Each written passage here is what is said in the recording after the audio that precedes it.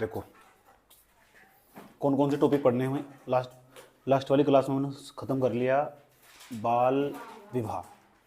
समझ चुके बाल विवाह। इतने रिपोर्ट आर्टिकल सब डाटा जो गूगल के अंदर मौजूद है ना वो सब दे दिया मैंने तुम्हें। किस तरह लिखना, दूसरों की अपेक्षा अपना उत्तर किस तरह अच्छा बनाना वो भी तुम्हें बता दिया था। ठीक, मैप बना सकते हो दूसरा। उसके बाद ना उसमें छोटे से 2-3 शायरियाँ याद कर लो, शायरी या किसी के दोहे याद कर लो, उसके अंदर लिख दो ना। उसके अंदर दूसरों की अपेक्षा अपना उत्तर अच्छा लिखता हुआ दिखाई दे, इस स्थिति में पाओगे तुम। जैसे आज मैं इसमें बताऊंगा तुम्हें। ठीक, आज समझना कि हम अपना उत्तर ना कैसे अच्छा बना सकते हैं। तुम्हारा उत्तर वही चीज़ सब लिखेंगे जो नेट का डाटा, लेकिन तुम अपने उत्तर को कैसे प्रभावी बना सकते हो। उत्तर किसी का नहीं पढ़ने का, सबको एवरेज नंबर देगा। तुम्हें क्यों ज़्यादा नंबर देगा? तुमने ना उस क्वेश्चन को ना लायक बनाया लिखने के। अगर तुम उस क्वेश्चन को लिखने के लायक बनाओगे ना तो तुम उत्तर ज़्यादा नंबर देगा। नंबर फर्स्ट, खास परिभाषाएं हैं, कारण प्रभाव तो सबको याद रहते हैं, क्योंकि मैं इतना ही डिस्कस करता हूँ ना। तुम चाह के भी छोड़ नहीं सकते, तुम पक्का लिखोगे। लेकिन अपना उत्तर प्रभावी कैसे बनाओगे? अपने उत्तर को इफेक्टिव बनाने के लिए, उसके अंदर इफेक्टिवनेस, प्रभाविता डालने के लिए तुम क्या करोगे? उसके अंदर ना कुछ ऐसे थॉट्स यूज करोगे जो उससे रिलेटेड हो। ठीक, उससे संबंध रखते हो, उससे रिलेटिव हो, उससे संबंध रखते हो। समझ में आया बात है? ऐसे थॉट्स उसके अंदर इस्तेमाल करोगे जो आपका क्वेश्चन का आंसर होगा। समझ में आया बात है? और धीरे धीरे एक दिन आपको जितने भी टॉपिक होंगे यूपीएससी के अंदर, जितना भी इसका सिलेबस होगा, एक दिन आपको ब्रॉड समझ हो चुकी होगी जब तक आपका एग्जाम आने वाला होगा। मैं गारंटी दे रहा हूँ। एक ही अधिनियम को आपने कई बार पढ़ लिया होगा। समझ में आया बात है? ठीक, परिभाषा तो मैं तुम्हारे याद करा ही दूंगा। तो जिस दिन पीछे तो एग्जाम में बैठा हुआ ना तो उसकी धज्जियां उड़ा दोगे। एक बार सिलेबस पक्का करना भाई। खासा जिस तरह 12th क्लास में एग्जाम देते हैं, 10th क्लास में एग्जाम देते हैं, वही बस। जब तो पक्का नहीं तो वहाँ क्या करते हैं? डेली टू डेली टेस्ट लेते रहते, डेली टू डेली हम सुनते रहते हैं, डेली तुम प्रैक्टिस करते रहते हो। समझ में आया बात है? तो एक दिन सिलेबस पक्का हो जाने वाला। चलो आज मेरे साथ याद करते हैं। हम एक बुराई पढ़ने वाले, दहेज प्रथा। मैंने तुमसे वो पूछी डेफिनेशन किसे कहते हैं, परिभाषा। तो दहेज प्रथा ना एक प्रकार की, दहेज प्रथा प्रारंभ कैसे हुई पहले यही बात करेंगे कि प्रारंभ। क्योंकि देखिए किताब जितनी भी बनाई गई उनके सब के अंदर आपको परिभाषा तो मिलती होगी, लेकिन ये नहीं बताएगी प्रारंभ कहाँ से हुई। शायद इस तरह प्रारंभ हुई होगी जैसा मेरा मानना। समझ में आया बात है? मैं भी ठीक ठाक तरीके से बुक पढ़ के सामाजिक सोशल जस्टिस की, समझ में आया? तो मेरा ऐसा मानना है ऐसा हुआ होगा। और आप देखिए इतिहास की कक्षाओं के दौरान भी आपको ऐसी घटनाएं देखने को मिलेगी जहां ऐसा दिखाई देगा किसी राजा के द्वारा एक कन्या के साथ विवाह कर लिया गया था दूसरे राज्य के साथ, और उसे उपहार स्वरूप कुछ मिला था उसमें, शायद एक पूरा का पूरा प्रांत ही दे दिया गया था। ऐसे भी आपने कहीं ना कहीं जरूर पढ़ा होगा। अगर आपने ऐसा पढ़ा होगा ना तो देखिएगा दहेज प्रथा का प्रारंभ वहीं से ही होगा। लेकिन दहेज प्रथा ना तब तक वो बुराई नहीं आती, केवल उपहार के रूप में थी और उसके अंदर केवल सकारात्मकता थी। समझ में आया? उपहार के रूप में थी, एक प्रकार कोई प्रथा नहीं आती है, एक प्रकार का दिया जाने वाला उपहार के रूप में हुआ करता था। उपहार के रूप में कोई प्रांत दे दिया करता था। ठीक, लेकिन धीरे धीरे जैसे समय आगे बढ़ता चला गया, लेकिन इसे ना जब इस इन उपहार को जब अनिवार्य कर दिया गया तभी ये बुराई के रूप में पनपनी शुरू हुई। समझ में आया बात? कहने की कोशिश करी जा रही तभी इसका नाम दहेज प्रथा पड़ जाएगा। इसे इंग्लिश में ना डाउरी सिस्टम कहते हैं। डाउरी सिस्टम, DOWRY, याद आएगी स्पेलिंग? सिस्टम मतलब एक प्रणाली हो या प्रथा भी कह सकते हो। तो प्रणाली प्रथा एक ही मतलब हो। तो ऐसी जो प्रणाली चली आ रही है ना, इसे जब अनिवार्य कर दिया गया, पहले एक गिफ्ट था, वो स्वैच्छिक हुआ करता था, लेकिन जब से अनिवार्य बना दिया गया तो ये समझो देखिए समाज के रूप में, समाज के अंदर आई नहीं प्रथा, प्रणाली जब आई तो एक बुराई के रूप में नजर आई है। समझ में आया बात है कि ऐसा क्यों हुआ? महिलाओं का जब शोषण होना स्टार्ट हुआ। ऐसी कोई प्रथा नहीं थी यार। समझ, जो आधुनिक समाज धीरे धीरे जैसे आगे बढ़ता चला गया, तरक्की करता चला गया, ये आधुनिक समाज जो पुराने वाले थे ना, पुराने वाले जो राजा महाराजा थे उनके पास इस प्रकार की व्यवस्था थी, वो स्वैच्छिक थी, दे भी सकते थे नहीं भी दे सकते थे। समझ में आया बात है? आपने भी बहुत सारे राजाओं का अध्ययन करा होगा, किसी न किसी के बारे में तो इस तरह पढ़ा होगा कि कहीं किसी के राजा के द्वारा अमुक नाम की कन्या के साथ उसका विवाह कर दिया गया, और विवाह के पश्चात क्या हुआ, उस दूसरे राज्य को जहां उसका विवाह हुआ वही राज्य उसे दहेज स्वरूप मिल चुका था। इसे उपहार कहा करते थे। लेकिन देखिएगा ये पहले स्वैच्छिक हुआ करता था, स्वैच्छिक, लेकिन जब इसे ही अनिवार्य बना दिया गया तो इसी का ये नाम बदलकर ना समाज के द्वारा दहेज प्रथा रख दिया गया, और इसे ना बुराई की नजरिए से देखा जाने लगा। इसके अंदर नकारात्मकता आई। क्यों? क्योंकि ऐसी प्रथा को हमने स्वैच्छिक की जगह अनिवार्य बनाया। ये बात समझ में आई? शायद ऐसा हुआ होगा, और वास्तव में यही बात है। कोई प्रॉब्लम यहां तक? लेकिन सवाल है डोरी सिस्टम कहते किसे? वर्तमान समय में इसकी क्या परिभाषा होनी चाहिए? ठीक, जब हमारे यहाँ ब्रिटिश व्यवस्था थी, तो जो यूरोप के समाजशास्त्री, यूरोप के जो समाजशास्त्री या पश्चिमी देशों के जो समाजशास्त्री, उनके द्वारा जो परिभाषाएं दी गई उसके अंदर काफी जटिलताएं पाई गई, और वो ना भारत के अंदर जो पाई जाने वाली दहेज प्रथा थी उसे समग्र रूप से समेट नहीं पाई। जब समेट ही ना पाई उसका मतलब तो भाई भारत के जो समाजशास्त्री हुए उनके द्वारा व्यापक और संपूर्णता से भरी हुई परिभाषा समग्र रूप से एक दहेज प्रथा को परिभाषित करने के लिए जो नई नई परिभाषाएं गढ़ी गई, मैं आपको परोसने जा रहा हूँ। देख लो, समझे? तैयार हो? तो मैं आपको परिभाषा याद कराने जा रहा हूँ। पहले दहेज प्रथा कैसे की सर? वैसे तो तुम जानते हो दहेज प्रथा, गाँव गाँव में देखो, तुम्हारे पेरेंट्स ने भी दहेज पक्का लिया होगा, और हमारी जो माताएं हैं ना ये भी दहेज लेकर आई थी।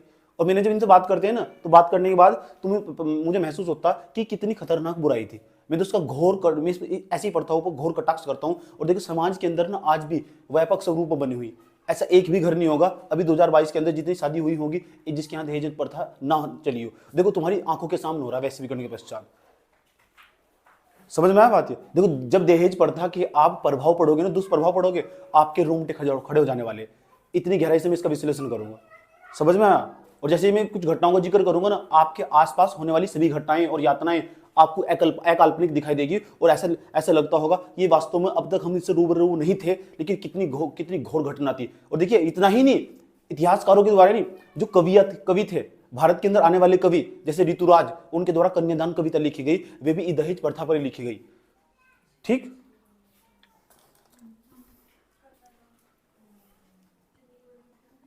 सुनो, इतनी बात बताओ समझ में नहीं आई? कोई दिक्कत यहां तक? देखो दहेज प्रथा किसे कहती है, लेकिन दहेज प्रथा हम इसे संवेदनशील वर्ग में क्यों रख रहे? देखिएगा, ऐसी प्रथा के तहत ना केवल महिलाओं का शोषण हुआ। किसका? शायद ऐसी कोई प्रथा प्रारंभ की होती जिसका पुरुषों का शोषण होता तो कितनी मस्त होती, इन्हें भी तो पता चलता। ऐसी प्रताड़ना झेलते वक्त कितना गहरा महसूस अनुभव होता होगा। समझ में आया बात? या तो जिसके ऊपर बीतती होगी ना वही बता सकता। एक को संवेदना, दो शब्द डिस्कस कर रहा हूं। संवेदना, संवेदना सही है? संवेदना सही है ना? अब सही है? ठीक। एक स्वयं संवेदना,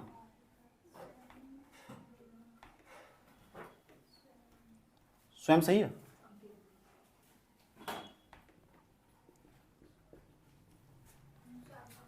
एक लेखक के द्वारा पता क्या बताया गया? एक को संवेदना, एक को स्वयं संवेदना। संवेदना का यह मतलब हो जो आज तक कभी आपने अनुभव नहीं करा। समझ में आया बात है? उसे बोलते हैं, लेकिन आप अनुभव करते हो। आपने आज तक अनुभव नहीं करा अपने आप, लेकिन उसके बारे में सुना, उसे बोलते हैं तुम्हारे प्रति फिर संवेदनशीलता आई, उसे हम संवेदना बोलते हैं, स्वयं संवेदना।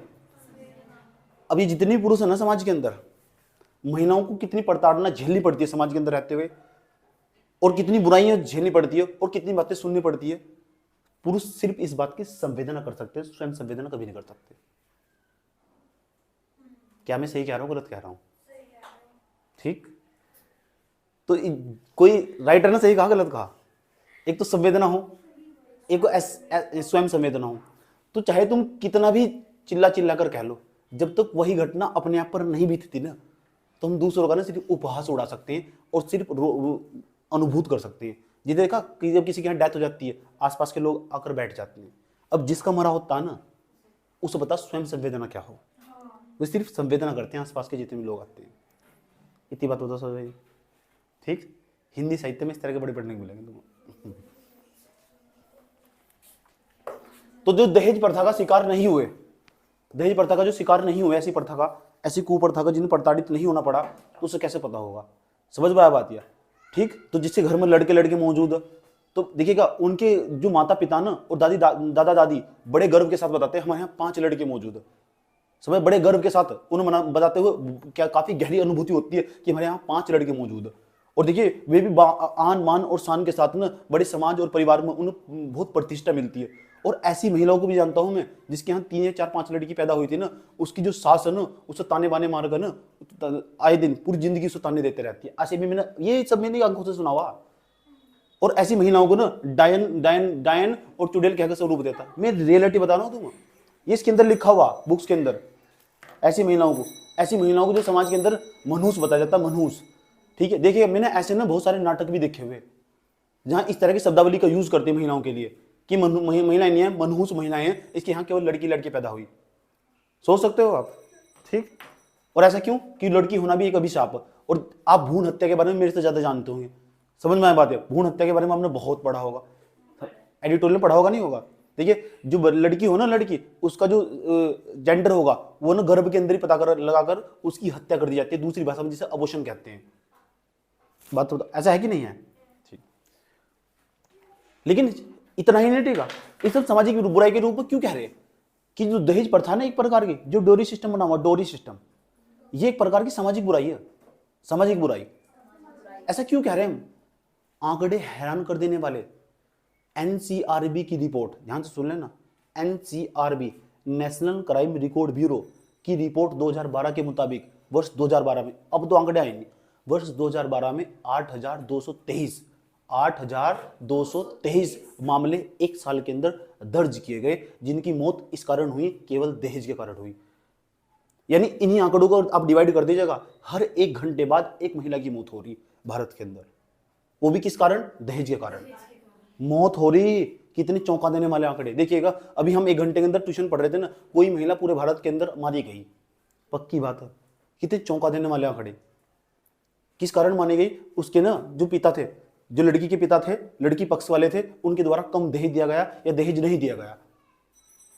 और उसके बाद जो वर पक्ष वाले थे, जो लड़के वाले थे, उनके परिवार वाले, उनकी माताएं और सास ससुर और उनकी बुआएं मिलकर ना, जो लड़की थी उसकी जबरदस्त मात्रा में शोषण किया गया, जिसके कारण लड़की के द्वारा आत्महत्या कर ली गई या फिर उसका ना उसे जलाकर मार दिया गया। समझ में आया बात? ये ऐसा मैं नहीं कह रहा हूं, ये एनसीआरबी की रिपोर्ट कह रही है। और देखिए जब आप इस तरह की रिपोर्ट अपने आंसर में कोड करते हो ना, तो आपको दूसरे की अपेक्षा ज्यादा नंबर मिलते हैं। ये मैं गूगल का डाटा बता रहा हूं, विकिपीडिया के अनुसार। एनसीआरबी की report, NCRB national crime record bureau के मुताबिक वर्ष 2012 के अंदर 8,223 मामले एक साल के अंदर आए, और उन्होंने डिवाइड कर दीजिएगा, यानी मोटे मोटे आंकड़े पे ये भी बताया गया, मोटे मोटे तौर पे ये बताएगा, हर 1 घंटे के अंदर ना, हर 1 घंटे के अंदर, वर्तमान समय की बात बता रहा हूँ, एक महिलाओं को ना इस बात के लिए प्रताड़ित करा जा, प्रताड़ित उनकी हत्या हो जाती है। क्यों? क्योंकि उनके परिवार वालों ने दहेज नहीं दिया था। ठीक इसी संदर्भ में अक्षय कुमार की एक फिल्म रक्षाबंधन भी बनाई गई।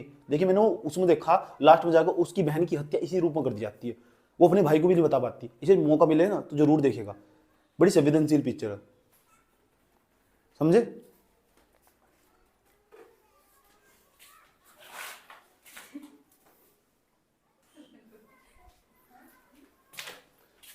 इतनी बात बताओ, समझ में नहीं आई? कोई दिक्कत यहां तक? चले चलो।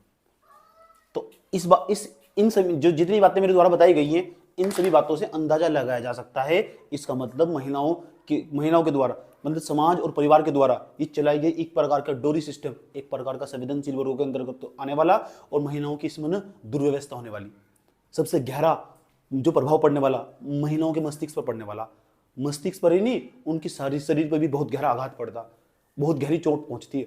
और मैंने तुम्हें बताया, जो पुरुष है ना, इसकी कभी भी स्वयं संवेदना नहीं कर सकते, सिर्फ संवेदना कर सकते हैं।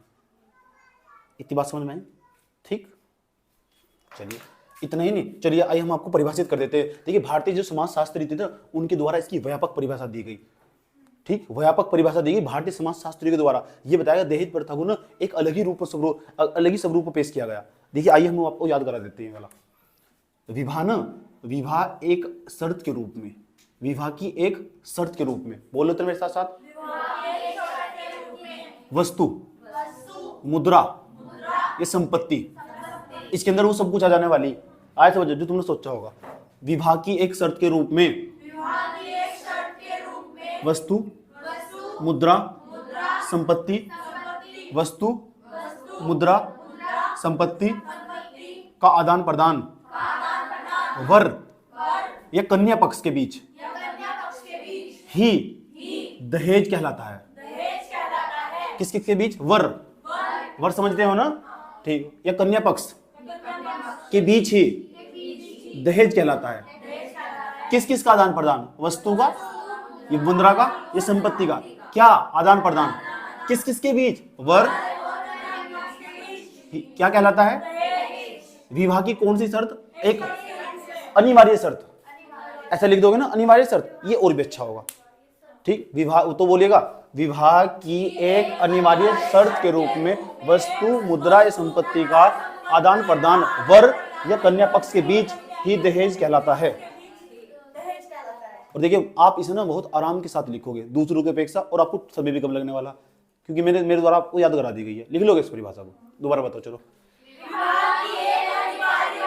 के रूप में संपत्ति वस्तु मुद्रा संपत्ति का आदान प्रदान पर या कन्या पक्ष के बीच में दहेज प्रथा कहलाता। ओके, ऐसी व्यवस्था को दहेज प्रथा कहते हैं। कोई प्रॉब्लम? दहेज प्रथा को हम दहेज प्रणाली भी कह सकते हैं। देखिए आप ना इतना भी जोड़िएगा, यह एक सामाजिक बुराई है। यह एक आप ऐसे नहीं परिभाषित करते। देखिए संक्षिप्त रूप में आप इसे ऐसे भी परिभाषित कर सकते हो। और देखिए इतना अच्छा डाटा लिखा गया, मैंने सब जगह का इस्तेमाल करता हूं। देखो दहेज एक सामाजिक बुराई है। कोई दिक्कत यहां तक? कैसी बुराई? जिसके कारण, देखिए जिसके कारण समाज में महिलाओं के प्रति अकल्पनीय यातनाएं, अकल्पनीय यातनाएं, जिसकी कल्पना नहीं कर सकते, यातनाएं, इच्छाएं, आए समझ में। और अपराध हुए हैं, उत्पन्न हुए हैं। अपराध उत्पन्न नहीं हुए, यह सामाजिक बुराई नहीं है। किसके प्रति अपराध उत्पन्न हुए? पुरुषों के प्रति हुए। किसके प्रति? कैसी यातनाएं, कैसे अपराध? अपराध तो अपराध क्या हुए? उत्पन्न हुए। किसके कारण? इस सामाजिक बुराई नहीं, सामाजिक बुराई के कारण। कौन सी सामाजिक बुराई के कारण? समाज में पाई जाने वाली एक सामाजिक बुराई। लेकिन देखिएगा आज भी आप बड़े स्केल पे एक्सेप्ट करते हो, आप भी देते हो और आप लेते भी हो दहेज। ये बात सही है गलत है? और सबको बताइए गलत गलत है, ये सब जानते हैं सब गलत है, एक शोषण हो रहा है। लेकिन सामाजिक मान्यता मिली हुई ना अभी, ठीक। बल्कि शहरों में ना, शहर है उनके अंदर ना इनका बोलबाला या प्रचलन अभी तो धीरे धीरे कम भी हुआ। जो ठीक ठाक वाले शहर उनके अंदर इस प्रथा का प्रचलन धीरे धीरे कम हुआ। क्यों? शहरी समाज की खास बात हो, जो शहरी समाज हो ना वो ग्रामीण समाज की अपेक्षा धीरे धीरे तेजी के साथ परिपक्व हो। वो जो ग्रामीण समाज में ना यही प्रथा आज बड़े स्केल पर फैली हुई। देखिएगा आपके आसपास जितने भी शादी हो रही है ना, समझ में आया बात है, आप भी बड़े शान सोबत के साथ जाते हो, उसमें खाना खाते हो एक प्लेट शांति के साथ, ठीक, और कन्यादान लिखवाते हो और चले आते हो। करते हो नहीं करते हो ऐसा? देखिए आप भी कितनी कैसी प्रताड़ना का शिकार हो। आप भी ऐसी कुप्रथा के अंदर आप भी शामिल होते हो, ठीक। और किसी महान दार्शनिक ने कहा प्रथा को करना, ऐसी कुप्रथाओं को शामिल होना भी पाप होगा, अपनी आंखों से देखना भी पाप हो। शामिल होना ही नहीं, करना ही नहीं पाप होता, केवल अपनी आंखों से देखना भी पाप होता। समझ में आया बात? है ठीक। सोच लो कितना गहरा, कितनी कैसी है ये प्रथा। नहीं, इसे आप रूढ़िवादिता भी कह सकते हो, जो बदलने का नाम ही ना ले रही, उसको रूढ़िवादिता कहते हैं। समझ में आया? उसको कुप्रथा भी कह सकते हैं, कुरीतियां भी कह सकते हैं। ऐसी कुरीतियां आज भी हमारे वर्तमान समय में हमारे समाज के अंदर व्यापक स्वरूप में मौजूद है। कैसे स्वरूप में? ऐसी कुप्रथाएं, ठीक। लेकिन आपका क्या मानना, क्या इनका उन्मूलन होना चाहिए? तो आप क्या सोचते होंगे, क्या भारत की सरकार के द्वारा कोई भी प्रयास नहीं किया गया? देखिए कानून चाहे कितना भी बना लो, लेकिन ये सामाजिक बुराई है। समाज जब तक एक्सेप्ट नहीं करने वाला, और समाज को बदलने में कई साल लग जाते हैं। समझ में आया बात है? प्रेम विवाह का प्रचलन देखिए, अभी तो उनका बोलबाला हुआ, अभी प्रेम विवाह होने स्टार्ट हुए, प्रेम विवाह अभी तो होने स्टार्ट हुए, अभी तो उनका बोलबाला हुआ। प्रेम विवाह जो भी कर लिया करता था ना, मैं यहां तक जानता हूं, ऐसे लोगों को जानता हूं जिन्हें ना कई साल तक घर से बाहर रहना पड़ा प्रेम विवाह के कारण ही। ऐसे लोगों को भी मैं जानता हूं, अनेक उदाहरण मेरे सामने मौजूद है। उनके गांव से बाहर निकाल देगा, उनके शहर से बाहर निकाल देगा लड़के को, क्योंकि उनके द्वारा प्रेम विवाह कर लिया गया था। और देखिए आज ना दहेज प्रथा को समाप्त करने के लिए प्रेम विवाह को बढ़ावा दिया जा रहा। यानी अगर आप दहेज प्रथा को समाप्त करना चाहते हो ना, उसके उपाय के दौरान आप प्रेम विवाह को बढ़ावा दोगे। समझ में आया बात? है तो मैं तो चाहता हूं जो दहेज प्रथा को नहीं समझता होगा ना, अपने घर वालों को बैठो शांति के साथ, चुपचाप मेरा वीडियो दिखाओ, देखो शांति से सुनो बैठ कर। समझ में आया बात? जागरूक करने का थोड़ा तरीका हो सकता है। बात सही गलत है? ठीक, ये बात बताओ मुझे, समझ में आई? कोई दिक्कत? कितने हैरान और चौंका देने वाले आंकड़े। ये सब किसके कारण हो रहा? ये सब हमारे तुम्हारे कारण हो रहा। सब ये हम ही ले रहे, हमें और तुम्हें हम ही दे रहे। हम 141 करोड़ जनसंख्या, हम आज ही एक्सेप्ट करें नहीं लेना नहीं देना। मैं तुम्हारे सामने खड़ा हुआ स्टेटमेंट दे रहा हूँ, वीडियो निकालना, चौथे नंबर की वीडियो, नहीं लेने का दहेज। समझ में आया बात? है समझ में? मैं अपने जो मेरे आसपास भी शादी होगी ना, जो मेरे सिकंजे में शादी होगी, रियलिटी बता रहा हूँ तुम्हें, उसे भी यही सलाह दूंगा, एक बार दहेज नहीं लेना, शादी करो, जीरो बैलेंस में करो शादी, ठीक।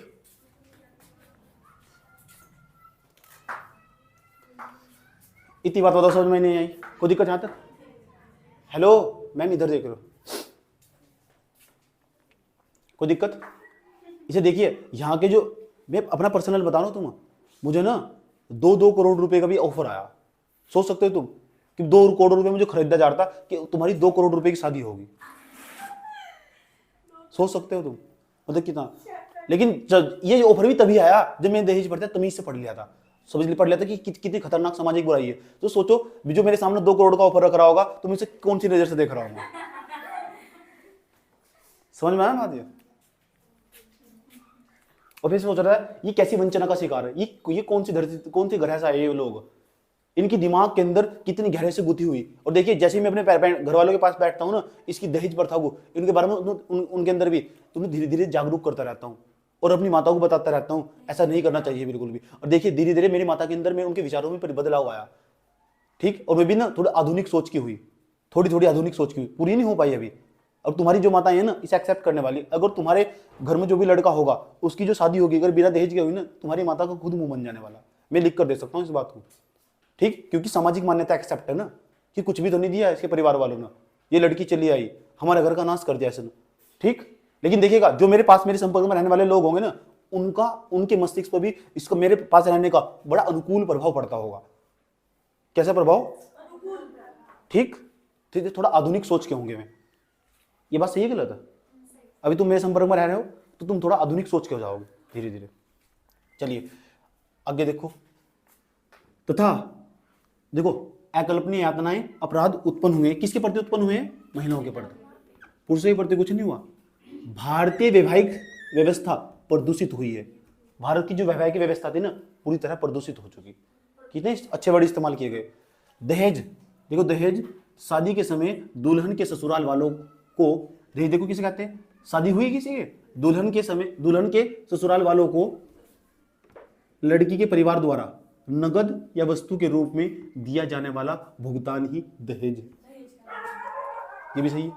दहेज को आप इस रूप में भी परिभाषित कर सकते हो, ठीक। समझ में आया बात? तो मैंने कहा दहेज को परिभाषित करने का अलग ही तरीका होगा। देखिए अगर आप ना दोनों में से कोई सी एक परिभाषा याद कर लोगे, इससे ये बेनिफिट होगा आपको, ये होगा आपका जो पेन है ना कम समय में लिख पाओगे। ये याद करने की भलाई, लिख आप सकते हो, बनाकर भी लिख सकते हो, लेकिन बनाकर लिखने का मतलब टाइम, मेन चीज क्या है? टाइम। इतनी बात बताओ, समझ में नहीं है, ठीक। अब सवाल दहेज प्रथा पनपी कैसा, कारण क्या है इसके, क्या है जो डोरी सिस्टम था इसके रीजन क्या है? रीजन क्या है इसका, कारण क्या है इसका? देखिए अब मैं यही समझाने जा रहा हूं इसका कारण क्या हो, किस कारण। अरे कारण ना बड़े हैरान कर देने वाले कारण। ये प्रथा कैसे पनपी, तो दहेज प्रथा का अब हम कारण पढ़ने वाले कि दहेज प्रथा क्यों पनपी। और देखिए इतना ही नहीं, जब आप पढ़ोगे ना थोड़े संवेदनशील हो जाओगे और आप ना हमेशा इसका विरोध करोगे मुझसे पढ़ने के पश्चात, मैं गारंटी देता हूं। समझ में आ बात है, ठीक। उसके बाद कोई किसी तुम्हारे दहेज प्रथा पढ़ने के बाद किसी गरीब कन्या का विवाह हो रहा और तुम उसमें शामिल हुए, तुम्हें ना चप्पल से मारूंगा मैं, याद रखना बात है। समझ में आया बात है? तुम मुझे मुझे कोई भी दिखाई दिया, ठीक, तुम्हें लग रहा कि इसके माता पिता बहुत गरीब थे और इसके द्वारा इनके माता पिता के द्वारा बाहर से लोन लिया गया या पैसा लिया गया तब इसका विवाह किया जा रहा, विवाह संपन्न होगा और बड़ा दहेज देना पड़ रहा। और आप देखिए वहां भर भर का खाना खाते हो आप, ठीक है, कितना उसके माता पिता पर क्या बीतती होगी। और मैंने ना माता पिता के द्वारा इतना अच्छा पकवान बनाया गया और मैंने वहां से निकलते हुए लोगों को ना ये भी कहते हुए सुना कि खाना बढ़िया नहीं आता। जरा सोचिए उस पिता के मस्तिष्क पर कितना और उसकी माता के ऊपर कितना गहरा प्रभाव पड़ता होगा। ये सब हम क्यों करते हैं? सामाजिक प्रताड़ना के कारण, सामाजिक दबाव के कारण। समझ में आया बात? या ऐसा करते हैं ताकि समाज के अंदर उनका उपहास ना उड़ाया जाए, मजाक ना बनाया जाए, ठीक। ये बात सही गलत है? तो इसलिए आप क्यों अब सिविल सर्विस के एस्पिरेंट्स हो, ठीक, सिविल सर्विस की तैयारी कर रहे हो तो थोड़ा संवेदनशील बनो, और संवेदनशीलता यहीं से आती है। समझ में आया बात? है मैं यहां तक भी जानता हूं कि इन लड़कियों ने ये इनके बराबर में बैठे हुए एक छोटी सी कन्या का विवाह कर दिया गया और बड़े स्केल पे इन्होंने खाना खाया वहां जाकर। सोच सकते हो, बढ़ चढ़ के हिस्सा लिया इनके बराबर। तुम्हारी कैटेगरी में नाम था उसका क्या था? बड़े स्केल पे इन्होंने खाना खाया वहां जाकर सब ना, ऐसे जानता हूं मैं। और छोटी सी कन्या थी वो, उसका विवाह कर दिया गया। यानी उसे ना पढ़ा लिखा कर अगर अच्छी शिक्षा दी जाती थी, उसे शिक्षा दी जाती और उसे ना बड़े स्केल पर जागरूक करा जा सकता था। समझ में आया? ठीक, लेकिन नहीं समझ में आया। इतनी बात बताओ समझ में नहीं आई तो बताओ दहेज प्रथा किसे कहते हैं? देख लो, दहेज प्रथा विवाह की एक शर्त के रूप में, बोलो, वस्तु मुद्रा संपत्ति का आदान प्रदान वर या कन्या पक्ष के बीच ही दहेज कहलाता है। लिख लोगे। उसके बाद बताओ, विवाह एक प्रकार की सामाजिक बुराई नहीं है? विवाह नहीं, दहेज पड़ता है। विवाह तो एक प्रकार का अनिवार्य संस्कार है। 16 संस्कार बताएंगे, 16 संस्कारों के अंदर ये भी एक प्रकार का एक संस्कार है।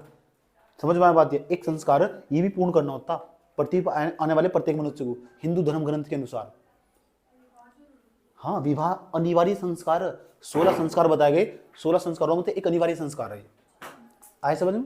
ठीक, कोई दिक्कत यहां तक? लेकिन ये कहते हैं बस, लेकिन विवाह हो, सुन लो, चाहे विवाह हो, चाहे विवाह हो, समाज के अंदर जितनी भी बुराइयां ना, ठीक, जितनी भी कुरीतियां, जितनी भी रूढ़िवादिता, इन सब का जो शोषण था वो पता किसे झेलना पड़ा? महिलाओं को।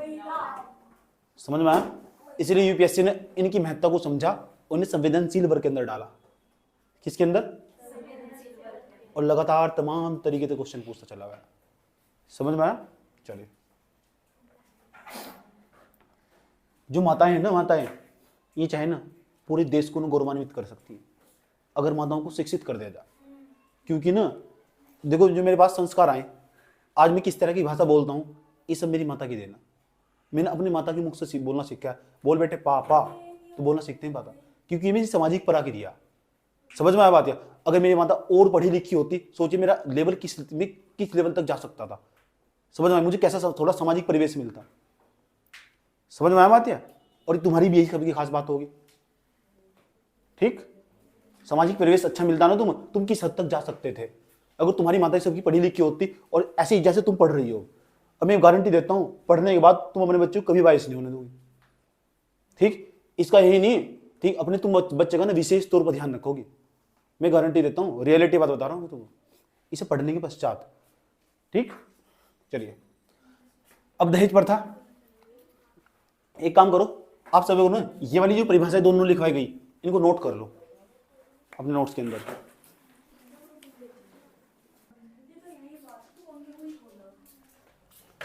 इसे जल्दी कामयाब हो जाएगी वो। नहीं, जल्दी कामयाब हो जाएगी वो, क्योंकि उस अनुभव हो चुका ना। पहले जिस रास्ते में जाना ही नहीं, उसमें क्या जाना। ठीक है, तो इधर ही जाना। मैंने थोड़ा ही कर रहा हूँ, मैं अंतिम समय पढ़ो, सुनो, पढ़ेगी ना। जो चीज नहीं पढ़ी तो वो बता रहा हूँ, सुन लो। नहीं, सुन लो, देखो, दर्शन शास्त्र की खास बात बताओ क्या है। दर्शन शास्त्र की खास बात सुन लो। जब मैं दर्शन, एक चुप हो जाओ, दर्शन शास्त्र जब मैं पढ़ रहा था ना, ऐसे थिंक करो, तुम पागल बना देंगे। एक थिंक करो, एजे एयर नाम का, एयर, पता क्या पूछा गया? उसने पूछा गया, मैं किसी भगवान को नहीं मानता। दूसरा उसने पता क्या बोल रहा?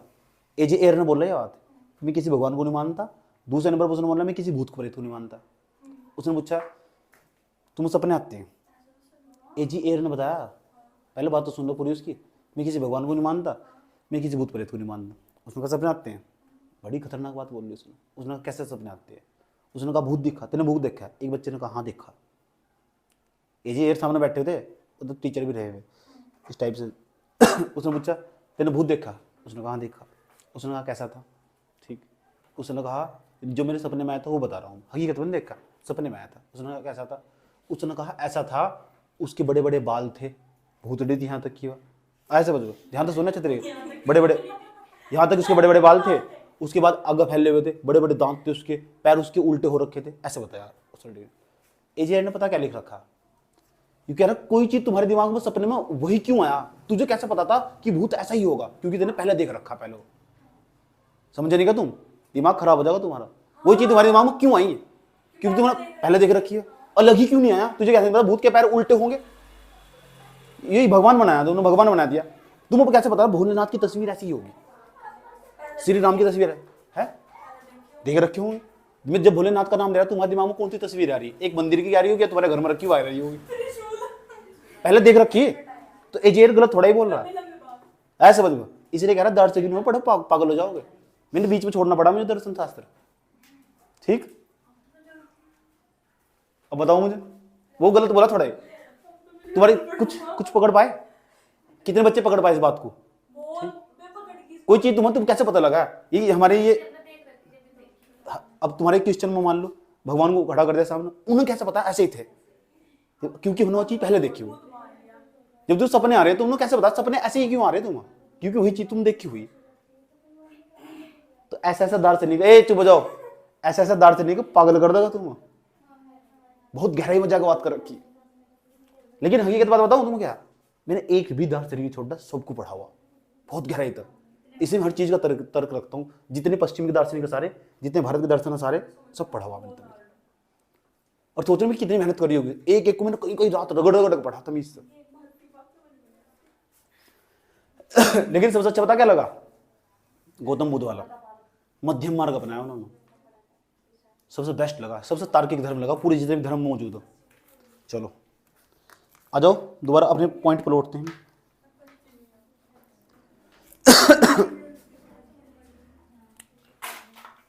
इसलिए समाज के लोग पता क्या करते हैं, जो 4 किताबें फालतू पढ़ लेना उसने कहा बेवकूफ हो। क्या बताते हैं? यो बेवकूफ। समझ में आया बात है? इसलिए दर्शन शास्त्र पढ़ोगे ना तो कहीं भी खड़े होकर ज्ञान बांटना शुरू कर दोगे, इतने बुरा हाल हो जाने वाला तुम्हारा। दर्शन शास्त्र तो हमेशा दूर है ना, ठीक? कहीं भी खड़े होगे ज्ञान बांटोगे, पता क्या बताओगे? ऐसा नहीं, लेक्चर तुम्हारे सुधर जाएंगे, भाषा में बदलाव आने वाला, अमून चोड़ का ऐसे बोल लोगे, हीरे को ना हीरा काट सकता है, सोचेगा बड़ा खतरनाक मोटे से, लोहे को लोहा काट सकता है, इतना काटे रहा था, पीछे जाकर कुत्ता काट के भाग गया। सुन चलो जाओ।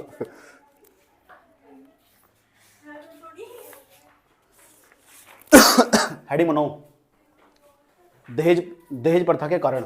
ये हेडिंग बनाओ दहेज प्रथा के कारण, कि दहेज प्रथा का कारण क्या है।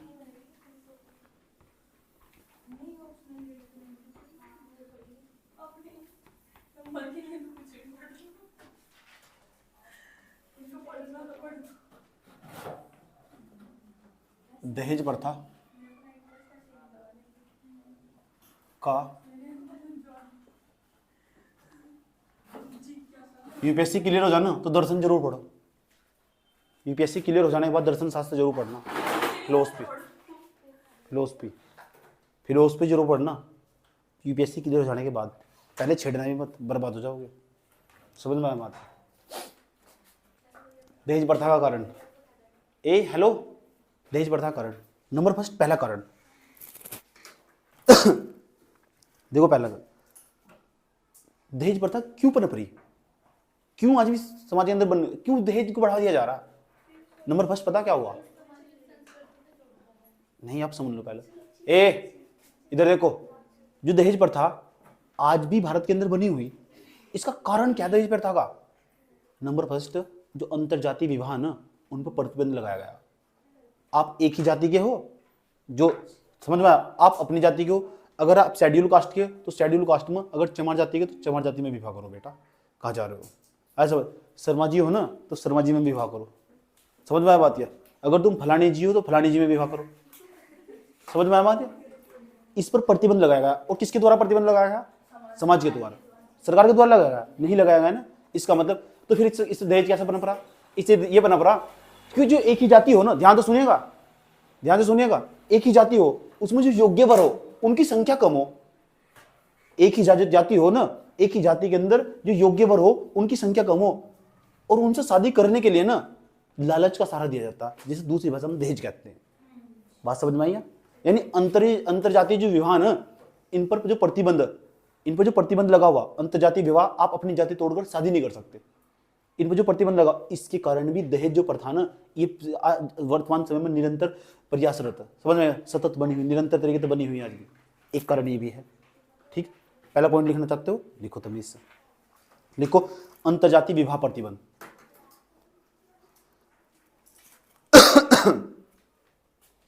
अंतरजातीय विवाह प्रतिबंध, अंतरजातीय विवाह प्रतिबंध।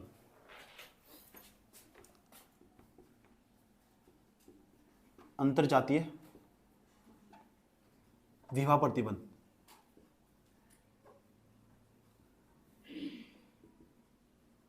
किसने देखी, किस बच्चे ने देखी विवाह पिक्चर? हाथ खड़ा हो जिन्हें विवाह पिक्चर देखी। विवाह पिक्चर तुमने विवाह पिक्चर नहीं देखी? सबने देखी? तुमने देखी विवाह? मस्त पिक्चर है, मिलन अभी आधा अधूरा है। समझ में आया बात है?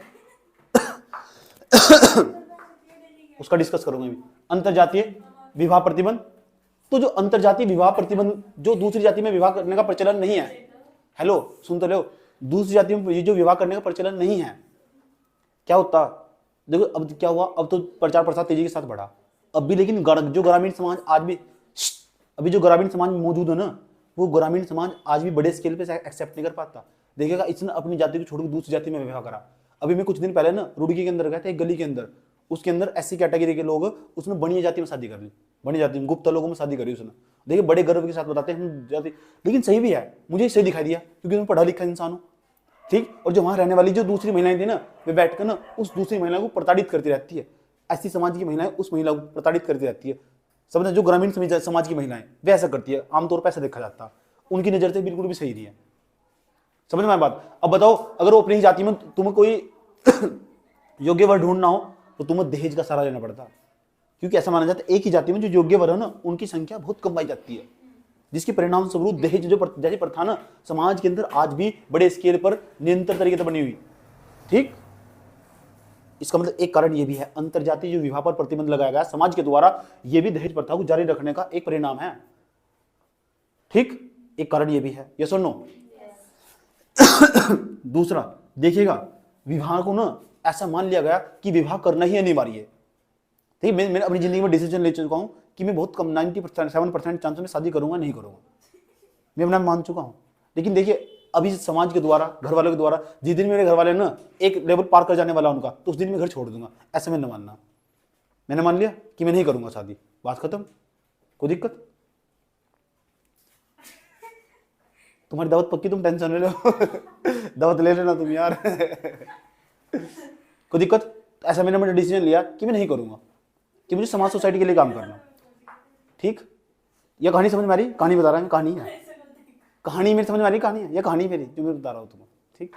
इसके बाद लेकिन यहां देखो, समाज के द्वारा ना सेट कर दिया गया, जब धर्म ग्रंथ पढ़ते हैं ना, हिंदू धर्म ग्रंथ को पढ़ने में बदला गया 16 नयन संस्कार बताए गए। इन संस्कारों के अंतर्गत ये बताया गया 16 में से एक के अंदर विवाह करना जो पृथ्वी पर मनुष्य आया अनिवार्य है, ताकि पृथ्वी की सततता बनी रहे। सततता जानते हो, मतलब पृथ्वी पर मनुष्य का अस्तित्व खत्म ना हो, अनिवार्य बताया गया प्रत्येक मनुष्य को। आया समझ में? ब्रह्मचारी जीवन, ठीक, बहुत जरूरी हो प्रत्येक मनुष्य को, हर धर्म के अंदर बताया गया लगभग शादी करनी अनिवार्य हो। 16 नियम संस्कार हो, उसके अंदर तो एक ये भी है कि प्रत्येक मनुष्य विवाह करना अनिवार्य शर्त। लेकिन जब अनिवार्य, देखिए अनिवार्य शर्त, तो फिर समाज के द्वारा ना, जो समाज के लोग वे भी उपहास उड़ाते रहते हैं। तुम्हारे पेरेंट्स का, मैं ऐसे ऐसे लोगों को जानता हूं, उनकी जो कन्याएं ना धीरे धीरे बड़ी होती रहती है, जैसे 34-35 साल की होगी ना, तो आसपास की जो समाज की महिलाएं ना, वे अपने आप ही देखिए एक झुंड बना लेती है आसपास ही गांव में, और 4-5 महिलाएं इकट्ठी होकर बैठ जाती है और दूसरों की लड़की पर ना हमेशा तो तोक नोक झोंक करती रहती है। ऐसा देख बड़े पैमाने पर ग्रामीण समाज के अंदर आज भी ऐसा होता नहीं होता, ठीक। ऐसा देखिए फिर क्या होगा, जो उसकी माता होगी, जो माता होगी, वो कहती है उसकी लड़की ना अगर कहीं डॉक्टरी नहीं कर रही, तो फिर शिक्षिका नहीं होगी तो किसी प्राइवेट सेक्टर में काम कर रही होगी। उसकी लड़की को ना वहां समाज में वो है नहीं, उनसे काफी दूर जा चुकी है, लेकिन उसके माता पिता को ना जो समाज के अंदर रह रहे, उन्हें काफी प्रताड़ना झेलनी पड़ती है, और तमाम तरीके के सामाजिक उपहास उड़े जाते हैं, ठीक। जिसके कारण लड़की पर दबाव बना जाता, उसके बाद फिर दहेज देना पड़ता उसका, उसे इसकी विवाह करनी पड़ती है। अनिवार्य संस्कार है नहीं, इसका मतलब विवाह एक अनिवार्य शर्त के रूप में भी दहेज। इसके कारण क्या हुआ, विवाह करना जरूरी थोड़ा ही ना, तुम क्यों कर रहे हो, ना करो यार, छोड़ दो, करो समाज के लिए काम, आया समझ में। लेकिन देखिएगा, आप धर्म ग्रंथों के अनुसार चलोगे ना, आपको तो विवाह करना ही होगा, इसके कारण विवाह करना ही होगा, इसका यह मतलब होगा फिर तो आज दहेज के ऊपर करना है। इसके कारण भी एक कारण ये भी है कि दहेज आज सतत रूप में बना हुआ, दहेज जैसी जो कुप्रथा ना, जैसी रूढ़िवादिता है, ऐसी कुप्रथा आज भी भारतीय समाज के अंदर बड़े स्केल पर, बड़े पैमाने पर विद्यमान है। समझ में आया बात? देखिए मैं महिलाओं को ना ऐसे भी बात करते हुए देखा, जो खाना खा रहे थे ना, हमें अपने आप बता रहा हूँ, जैसे हम खाना खाने गए किसी शादी के अंदर, ये बताया गया कि इस लड़की की ना 1.5 करोड़ रुपए की शादी हुई। मैं ऐसे लोगों को जानता हूँ, बड़े गर्व और शान शौकत के साथ बताते हैं, इस लड़की को मर्सिडीज मिली, बड़े शान शौकत के साथ, ठीक। दूसरा लिखो, विवाह एक अनिवार्य संस्कार के रूप में, विवाह विवाह एक अनिवार्य संस्कार के रूप में, ये सही है ना? संस्कार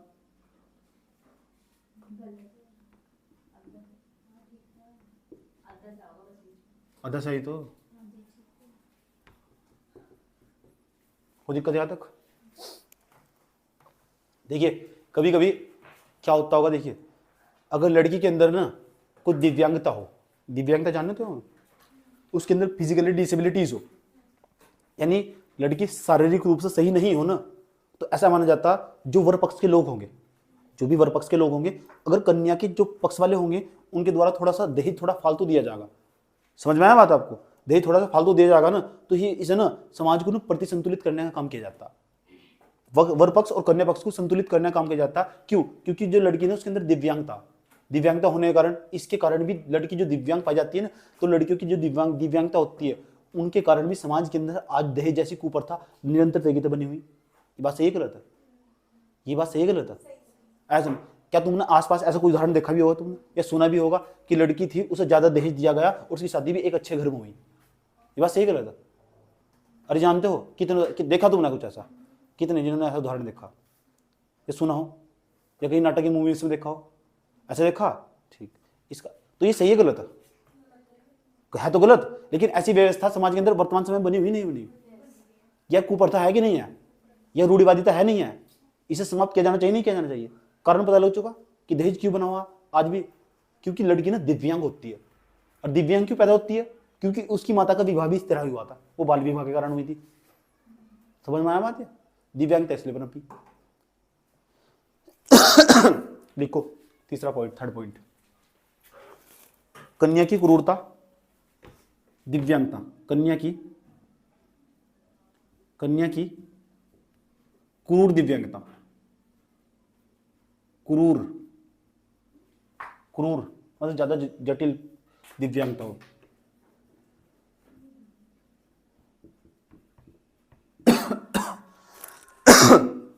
कन्या की क्रूर दिव्यांगता,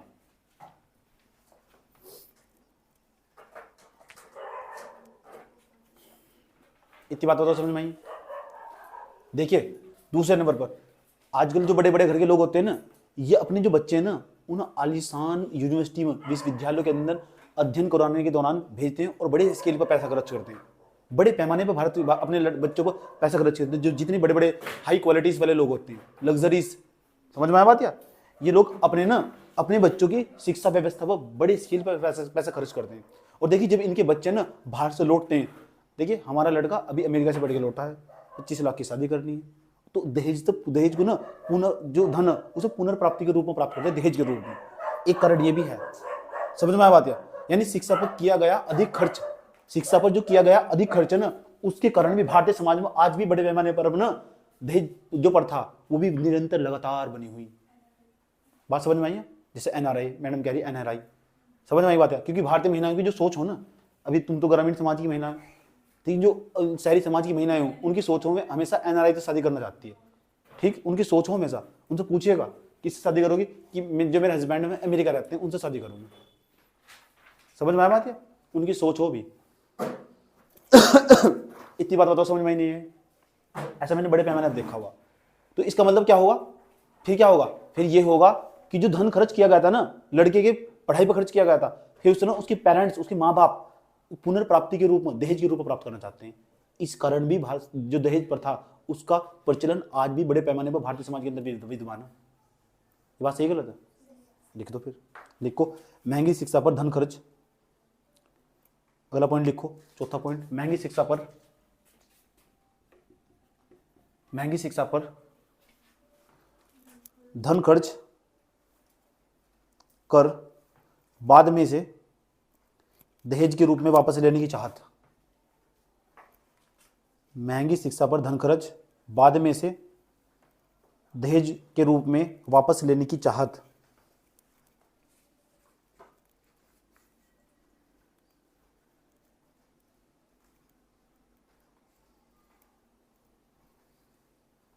ठीक, कोई दिक्कत? देखिएगा मेरी माता ही बताती हैं, ठीक। वो हम बताया करते थे जब हम छोटे छोटे थे। मैं पर्सनल बता रहा हूँ, अब ऐसा है नहीं, अब तो मेच्योरिटी में आ चुके हम। उन्होंने बताया था कि हमारी जो माता ना, उनकी शादी इस बेस पे हुई थी कि जो हमारे नाना जी थे ना, वे हमारे पिताजी जी को स्कूटर दे रहे थे। इस बार ये बात तय हुई थी, और दिया कुछ नहीं, दी साइकिल, ठीक। और इस बात के लिए ना, अभी रुक जाओ, इस बात के लिए मेरी माता को ना, हाँ, कई साल तक, लगभग 10, 12, 20 साल तक, ये मेरी आंखों देखी घटना है। जब हमारे घर में लड़ाई हुआ करती थी ना, मैं अपने घर का बता रहा हूँ, अब तुम्हारे घर का भी कुछ ना कुछ होता ही होगा, समझ में आई बात। इस बात को लेकर तय किया गया था रिश्ता कि जो हमारे नाना जी है ना, वे क्या देंगे, हमारी माता जी को स्कूटर देंगे, इसीलिए हमारी माता का रिश्ता किया गया था। समझ में आई बात। या वे बताती है कि वे ज़्यादा हेल्थी टाइप की थी, ठीक। और जो हमारी जो पिताश्री थे ना, वे थोड़े हैंडसम टाइप के थे, ऐसा माना जाता है। इसीलिए दहेज को ना, थोड़ा दहेज को बढ़ाया गया और प्रतिसंतुलित करने के लिए ना रिश्ता कर दिया गया। और देखिए हमारी माता को ना, अभी मैं अपनी माता से तुम्हारा डायरेक्ट कॉन्टैक्ट करवा सकता हूँ। हाँ, कॉन्ट्रैक्ट। अभी तुम पूछेगा क्यों ना, लगभग 20-15 साल तक मेरी आंखों देखी घटना है। जब भी हमारी दादी के साथ लड़ाई बजती थी ना, तो वो बोलती थी सीधा से डायरेक्ट बोलती थी कि इसके बाप ने ना, ऐसा बोलती सीधा डायरेक्ट, इसके बाप के द्वारा ये कहा गया था कि स्कूटर देंगे, और साइकिल तक नहीं दी गई, और आधा सामान वहीं छोड़ दिया गया, और खाना भी ऐसा दिया गया कि हमारे जो बाराती थे ना, वे भी ना खुश रहे। समझ आए, खुश नहीं आते। सोच सकते हो तुम, ये मेरी आंखों देखी घटना। और कई साल तक मेरी दादी थे ना, और मेरे बाबा थे, और इनके सब परिवार वाले थे, बड़ी मात्रा में ना मेरी माता का शोषण किया गया। ये रियलिटी बात में अपने आंखों देखी घटना बता रहा हूं तुम्हें। और हर बात पर ताना मारा करते थे, हर बात पर। और देखिए मैं यहां तक भी सुना कि, मैं पर्सनली बता रहा हूं, यहां तक भी सुना मैंने, आसपास की पड़ोस की महिलाओं को, जाओ अपने बाप के घर जाओ और उनसे पैसे लेकर आओ, हमें बिजनेस करना है।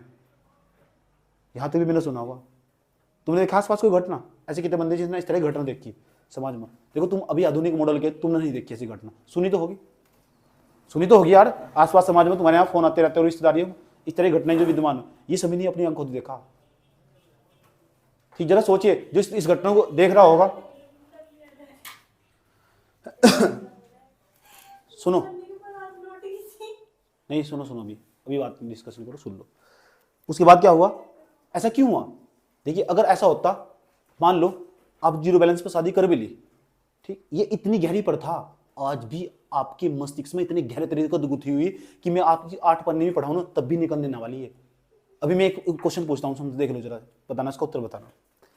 अगर मैं आपको आपकी शादी जीरो बैलेंस पर कर दूं, ठीक, ध्यान तो सुनना चाहिए तरीके से, और आपके घर में 2 बहनें हों, कितनी बहनें? और जो पहले वाली बहन है ना, उसे जबरदस्त दहेज दिया गया, और आपकी शादी बिल्कुल जीरो बैलेंस पर आपके पिताश्री ने कर दी गई, और आपके यहाँ ससुराल में चले गए, लड़ाई होगी, ठीक, क्या आप एक्सेप्ट कर पाओगे? अभी पढ़ो ना, अभी आपने नहीं पढ़ा, समझ में आया बात, अभी आपने नहीं पढ़ा, पढ़ भी लिया ना, पढ़ने के 8 पन्ने भी पढ़ाऊंगा ना, तब भी आपका मस्तिष्क नहीं एक्सेप्ट करने का। इतनी गहरी प्रथा है। इस बात से अंदाजा लगा जा सकता कितनी गहरे तरीके से गुथी हुई है प्रथा, आज भारतीय समाज में व्याप्त है। ये बात सही कर रहा था, ठीक। मैं ऐसी ऐसी महिलाओं को जानता हूं, महिलाओं के द्वारा ना लड़कियों के लिए पहले ही धन जोड़ना शुरू कर दिया गया, एफडी करा दी गई, समझ में आया बात है। और जो बर्तन है ना, बर्तन थोड़े थोड़े, और देखिए जो महिलाएं बड़े स्केल पे कहती है, देखिए तुम टेंशन मत लो, नाम ले लिया XYZ, जिसका भी नाम होगा ले जाएगा, तुम टेंशन मत लो कि हम तो सब तुम्हारी शादी के लिए तो जोड़ रहे हैं। ऐसी भी महिला कहती है, ऐसा कितनी महिला कहती है, कितनी मम्मी ऐसा करती है, हाथ खड़ा करो। जितनी मम्मी बर्तन लेकर रखती है, धीरे धीरे कुछ कहती है, नहीं करते? क्या हुआ बताओ, क्या लिया? सामान लेकर रख लिया धीरे धीरे, ताकि शादी में देंगे आपकी। और आपकी मम्मी ने नहीं ऐसा करा, शाबाश, वेरी गुड। अब बताओ, आभूषण लेने स्टार्ट कर दिया, आप बताओ, सामान लेकर रखना स्टार्ट कर दिया आपने, क्या लिया? अच्छा, घर में रख देते हैं कि तुम्हारी शादी में लगाएंगे, और तुम्हारे लिए कुछ नहीं करा गया, ठीक, तुम्हारे लिए कुछ नहीं। मैं ऐसी भी महिलाओं को जानता हूँ, सोच लो, ठीक। ये घटना ये घटना ना हमारे घर में भी इसका प्रचलन था, बोलबाला था। तो मैंने अपने पेरेंट्स को सुना कहते हुए कि जो हमारी छोटी बहन है ना, इसकी एफडी करा देते हैं और इसकी शादी में लगाएंगे। तो देखिए जब उन्होंने ऐसा कहा ना, तो उस टाइम पर ना मैं भारतीय समाज तभी पढ़कर हटा था, बस सिर्फ सोच रहे मेरा जो तेवर कैसे रहे होंगे, समझ में आया बात। तो फिर मैंने अपने माता को भी और पिताश्री को दोनों को बैठाया, मैंने बोला जितना आप इसकी शादी के लिए जोड़ोगे ना, उसका आधे से भी आधा इसकी पढ़ाई पर खर्च कर दो। और ये खुद ही अपनी जो धन संपत्ति तुम इकट्ठा कर रहे हो ना, ये खुद ही सर्जित कर लेगी। कैसा किया जाना चाहिए, नहीं किया जाना चाहिए? ये बात सही गलत है? भारतीय समाज के अंदर ये ऐसी ऐसी व्यवस्थाएं व्याप्त आज भी बड़े पैमाने पर, नहीं निकल नहीं सकती। लिखो क्यों, ऐसा क्यों? क्योंकि लोग ना दहेज प्रथा क्यों बनी हुई? लोग इसे सामाजिक प्रतिष्ठा समझते हैं, समाज में उनकी बड़ी प्रतिष्ठा होती है। देखिए हमारे यहाँ हमारे लड़का इतना काबिल है, उसे 2 करोड़ रुपए 2 करोड़ रुपए की शादी हुई इसकी, इस तरह का प्रस्ताव दिया जाता है सामने वालों को, बड़े आन मान शान के साथ बताते हैं खड़े होकर, ठीक, थोड़ा ऊंचे स्वर में बोलते हैं ताकि दूर तक आवाज सुनाई दे, पड़ोस के 4 लोगों को सुनाई दे, ऐसे बोलते हैं आन मान शान के साथ कि देखिए हमारा जो लड़का ना इतना काबिल है ना, उसे 2 करोड़ रुपए की शादी हुई इसकी। ये मैंने बड़े पैमाने पर सुना हुआ। मैं भी जब किसी शादी में गया था ना, वहां लोग बैठ कर बात करते रहते हैं, इसकी देखो कितनी बड़ी शादी हुई। लोग बड़े शान के साथ खाना खाते हैं। और मैंने उनके पेरेंट्स को ना लड़की की विदा करते हुए रोते हुए देखा। शायद इसलिए नहीं रो रहे थे, समझ में, अपनी लड़की की विदा कर रहे थे, शायद इसीलिए रो रहे थे, शायद धन की जो धन था ना वो कर्जे पर लेकर आए थे। ठीक, अभी तो मैं कारण बता रहा हूं तुम्हें, अभी दुष्प्रभाव पर जाऊंगा ना तब बताऊंगा। ठीक, और शायद मैंने दुष्प्रभावी तुम्हें बताइए साथ साथ पढ़ाते पढ़ाते। इतनी बात बताओ समझ में नहीं आई? ठीक, इसलिए आज मैं कविता पढ़ रहा था, कविता में पता क्या कहा गया? कविता, अच्छा कन्यादान कविता, कन्यादान कविता एक कविता क्यों लिखी जा? जब ऋतु राजा ने कन्यादान कविता लिखी होगी, भारतीय समाज के अंदर इस तरह की घटनाएं बड़े स्केल पर व्याप्त थी, बड़े स्केल पर व्याप्त थी। समझ में आया बात? या तभी साहित्य के अंदर लिख दी गई।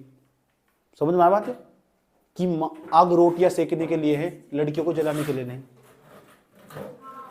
ठीक, माँ ने बेटी को क्या सीख दी? माँ ने बेटी को क्या सीख दी? ये तो सीख दी थी, आग रोटियां सेकने के लिए, जलने के लिए नहीं। ये तो कन्यादान कविता। आप चाहे तो क्वेश्चन का उत्तर कोड करते वक्त लिख सकते हो। ऋतु राज द्वारा रचित कन्या है, यही कन्यादान कविता का प्रतिवाद विषय। बेटी होना पर बेटी जैसा मत दिखाई देना। अगर इन पंक्तियों को आप लिखते हो उत्तर में कोड करोगे ना, इसलिए कहते हैं पढ़ा हुआ कभी बेकार नहीं जाता। समझ में? बात ठीक, अब धीरे धीरे सबका रिवीजन होगा। अगर आप उत्तर लिखोगे ना, स्टार्ट क्वेश्चन जो आप महिलाओं का क्वेश्चन आया, आपने यहीं से स्टार्ट करी। ऋतु राज द्वारा रचित कन्यादान कविता में यह बताया गया है कि बेटी होना पर बेटी जैसा मत दिखाई देना, ठीक, के माध्यम से समाज को प्रतिबिंबित किया गया है। ऐसे लिखोगे, सोचेगा कहां से स्टार्ट करा उत्तर, मतलब सबसे यूनिक उत्तर दिखाई देगा तुम्हारा। तो जो ज्ञान है ना, इसे तो कहते हैं ज्ञान चुराना। यानी उसने सोचेगा, उसने यहां तक इसकी कितनी गहराई से सोचा, इसकी कितना गहराई तक गुथा हुआ है इसका दिमाग। समझ में आया बात है? अभी मैंने 2 लाइन बोली, तुमने 4 लाइन खुद ही बोल दी उसकी। इसे कहते हैं मेरे पढ़ाने का असर। इतनी बात बताओ समझ में नहीं आई? कोई दिक्कत? चलो लिखो, लास्ट कारण लिखो। लास्ट कारण सामाजिक प्रतिष्ठा का सूचक, सामाजिक प्रतिष्ठा का सूचक, सामाजिक प्रतिष्ठा का सूचक।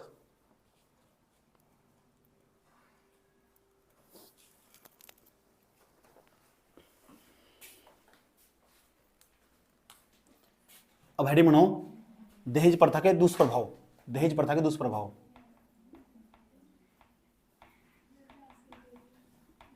दहेज प्रथा के दुष्प्रभाव। दहेज प्रथा के दुष्प्रभाव। नंबर फर्स्ट देखो, दहेज प्रथा के दुष्प्रभाव क्या होगा अगर आप दहेज प्रथा प्रारंभ करोगे ना। नंबर फर्स्ट, क्यों लोग क्या सोचते हैं, हमारे यहाँ लड़की नहीं पैदा हो। मैं ऐसे ऐसे लोगों को जानता हूँ, बांट तो दिए रसगुल्ले, मिठाई भी बांट दी, लेकिन बाह्य स्वरूप दिखाया। धीरे धीरे लोग सब सोच रहे लिंग समानता कम हो रही, लेकिन बाह्य स्वरूप दिखाया गया कि हम बहुत खुश हैं, लेकिन आंतरिक रूप से ज्यादा खुशी होती अगर लड़का पैदा होता। ऐसा होता है समाज में। मैं ऐसी ऐसी महिलाओं को जानता हूँ, सुंदर लोग ध्यान लगा, MSc और BSc करी हुई, जो महात्मा टाइप के लोग होते हैं, उनके यहाँ चली जाती है कि बताओ हमारे यहाँ लड़का क्यों नहीं पैदा हो रहा। 3 लड़की पहले पैदा हो चुकी। समझ में बात? या महिला इस तरह के उपाय करती रहती है ताकि उनके यहाँ लड़का पैदा हो जाए। लड़की को लेकर ऐसी सोच बनी हुई। और देखिए जो लड़की हो ना, उसकी जो जिसे हम कहते हैं भ्रूण हत्या, गर्भ में उसकी हत्या कर दी जाती है उसका जेंडर पता करने के बाद। ये बात सही गलत है? ऐसा क्यों करते हैं? क्योंकि देखिए लड़की पैदा होगी तो समाज, उन्होंने पहले ही पता सब चीजें, भविष्य पहले ही यहाँ पर लेती है कि लड़की होगी कुछ नहीं करने की, कमजोरपन होगी, थोड़ा पहले लोग अंदाजा लगाते हैं। समाज के द्वारा सब बता दिया गया ना, सेटअप, सामाजिक व्यवस्था पहले से सेट है। दुबली होगी, पतली होगी, धीरे धीरे समाज पर बोझ बढ़ती चली जाएगी और उसके पिता भी इतने सक्षम नहीं आते कि इसकी शादी कर पाओगे। समझ में बात? इसलिए उसकी पहले हत्या कर दी जाती है। समझ में बात? देखिए जितने भी राजघराने हुआ करते थे ना, राजघराने हुआ करते थे, जो महिलाएं जिसके यहाँ पैदा हुआ करती थी, जो 2 साल की बच्ची हुआ करती थी, पता लग जाता ये जैसे पैदा हुई लड़की पैदा हो चुकी, पहले तो पता ही नहीं लगा, क्योंकि जो राजा महाराजों के टाइम पर तो इस तरह की व्यवस्था नहीं थी ना कि गर्भ के अंदर पता लगा सकते थे कि लड़की होने वाली लड़का। जैसे लड़की पैदा हुई ना तो पता लगा लड़की पैदा हुई, उसी टाइम उसके मुंह में इतनी मोटी नमक की डली रख दी जाती थी, उसके कारण जहर उत्पन्न हो जाता था और लड़की उसी वक्त मर जाया करती थी। ऐसी भी समझ की व्यवस्था को जानता हूँ, सोच सकते हो। ठीक, ऐसी जब ये कुरीतियां पढ़ते ना समाज के अंदर जो विद्वान थी ऐसी, तब से देखो भारतीय समाज के अंदर ना बड़े पैमाने पर भेदभाव हुआ करता है, यहां तक भी मैं जानता हूं। समझ में आया बात? या ठीक। और देखो लड़की का ना पूर्ण रूप से ये कुछ जो धर्म ग्रंथ लिखे गए ना, ये भी बड़े पैमाने पर जो महिला शोषण इनका केंद्र बनी, इनके अंदर महिला ही शोषण का केंद्र बनी।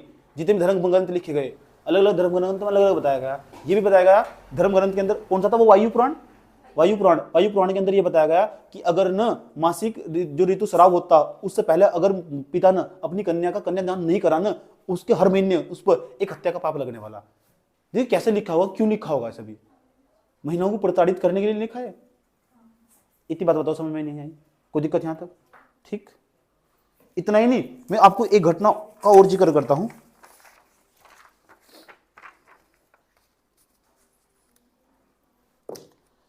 देखो मनु और याज्ञवल्क्य ये 2 ऋषि थे। मनु थे, एक थे याज्ञवल्क्य, ये 2 ऋषि थे। इन्होंने अपनी पुस्तक के अंदर जिक्र कर रखा, मैं इनका डाटा निकाल कर लेकर आऊं, मेरे पास सोर्स भी है। ठीक, इन्होंने पता अपनी पुस्तक के अंदर क्या जिक्र कर रखा है, ये जिक्र कर रखा है यदि पति अपनी पत्नी को दूसरे पुरुष को बेच भी दे। जरा ध्यान से सुनिएगा। ठीक, मनु और याज्ञवल्क्य बड़े बड़े ऋषि मुनि हुए। ये हिंदू धर्म ग्रंथों की बात बता रहा हूं मैं तुम्हें। ठीक, कि हिंदू धर्म ग्रंथों के अंदर महिलाओं का कितना शोषण हुआ, और अंबेडकर सही थे, वे गलत नहीं थे। समझ में आया बात? है मनु और याज्ञवल्क्य जैसे ऋषि मुनियों ने अपनी पुस्तक में महिलाओं को किसी भी स्थिति में पुरुष को त्याग नहीं सकती। महिलाओं को कहा गया महिला चाहे कुछ भी हो, किसी भी स्थिति में अपने पुरुष को नहीं त्याग सकती। चाहे पुरुष त्याग दे, चाहे वो उस पुरुष ना उसे बेच भी दे।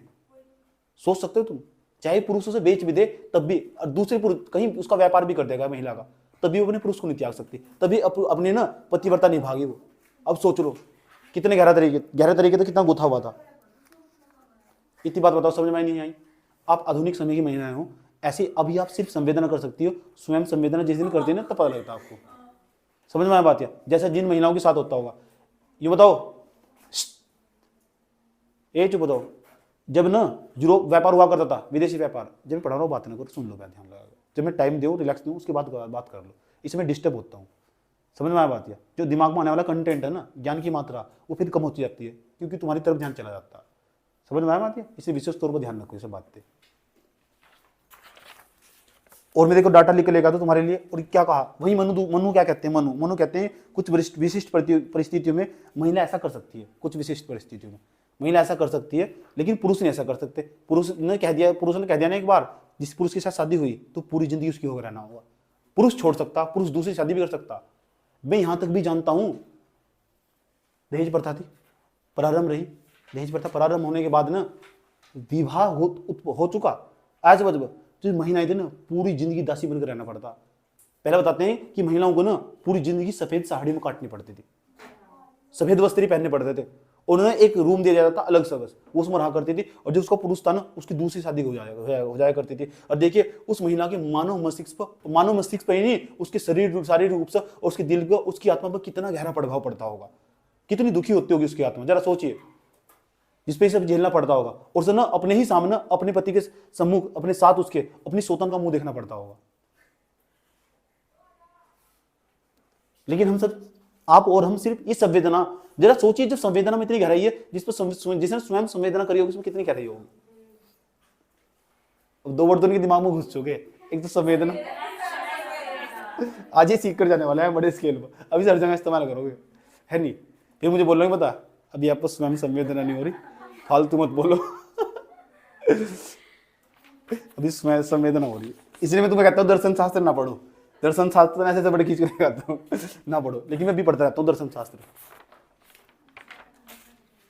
इतनी बात बताओ, समझ में नहीं आई? कोई दिक्कत? अजय 2 पॉइंट निकाल लेना, मैं निकाल कर लेकर आए मनु और याज्ञवल्क्य वाले, ये मैं दर्शन शास्त्र से निकाल कर लेकर आया। समझ में आया बात? ये क्योंकि दर्शन शास्त्र का मतलब ही हो सत्य की खोज करना, हकीकत क्या है पता लग चुका। कोई दिक्कत यहाँ तक?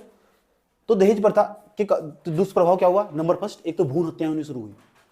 समझ में आया बात है? नंबर 1 लिखो भ्रूण हत्या का, भ्रूण हत्या। नंबर 1 लिखो भ्रूण हत्या। बात वही है, भ्रूण हत्या। अब किसी को क्या पता रहा क्या हो रहा है, लड़का लड़की, तो सीधा लिखो भ्रूण हत्या। क्या लिखा? भ्रूण हत्या। अच्छा, भ्रूण सही है गलत है? भ्रूण सही है गलत है? भ्रूण हत्या, ये भ्रूण हत्या देखो। दूसरे नंबर पर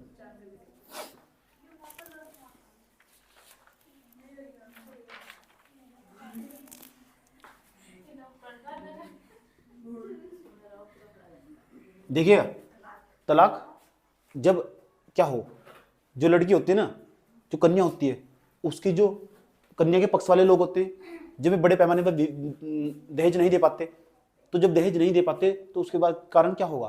तो जो महिलाएं हैं ना, जो पुरुष, जो उसका उनके वर हो, जो पति देव जिन्हें कहते हैं, वे उनके साथ बात नहीं करते।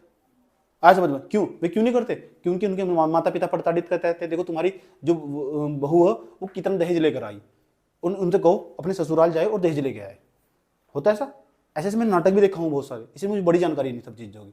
मैंने भी सब चीज़ें समाज के अंदर भी देखी हुई, अपनी आंखों से देखी हुई सब चीज़ें। समझ में आया बात? यार मैं ऐसा भी, सुन दो, मैं ऐसा भी जानता हूँ, पता कि ऐसे लोगों को जानता हूँ जिसे उनकी महिलाएं आई, 1 गिलास पानी लेके आओ, सुनती हो, 1 गिलास पानी लेके आओ, एकदम जोब टाइप का जमाना पूरा का पूरा। वो पानी भी ले गई, देखिए पानी ले गई, उसके हाथ से गिलास छूट चुका, ये सब मैंने अपनी आंखों से देखा हुआ। और गिलास कांच का टूट चुका, उसे इतना डांटा गया ना, इतना डांटा गया, तुमको तमीज से नहीं चला जाता, तुमको देख के नहीं चला जाता, 1000 बातें सुनाई गई उसे। ठीक, और जितने सुना रहे थे ना, साइड में गिलास और रखा होता, जो सुना रहे थे ना, एक हाथ उनके गिलास से टूट कर लग गया, जो उसे कहते हैं स्वयं संवेदना। ऐसे बदन फिर बोलना बंद हो चुका। ये आंखों देख की बात बता रहा हूं मैं तुमको। ठीक, अब ये जो महीना है ना, वे अंदर अंदर अंदर अंदर अंदाजा लगाती रहती, भगवान ने इसके साथ सही किया, इसके हाथ से भी 1 गिलास कर चुका, नहीं तो मेरा बड़ी बड़ी मात्रा में शोषण होता। फिर ना वो बोल रहे बिल्कुल भी। देखिए मेरे सामने बैठा हुआ था, मैंने कहा ये घटना आप तो घटी ना, अब रियलिटी बात है, इस तरह शोषण करते थे, ऐसा बताते हैं। ठीक, जो हमारी माताएं नहीं बताती है कि जो हमारे जो दादाजी थे ना, ये चाटा मार दिया करते थे वो। सोच सकते हो?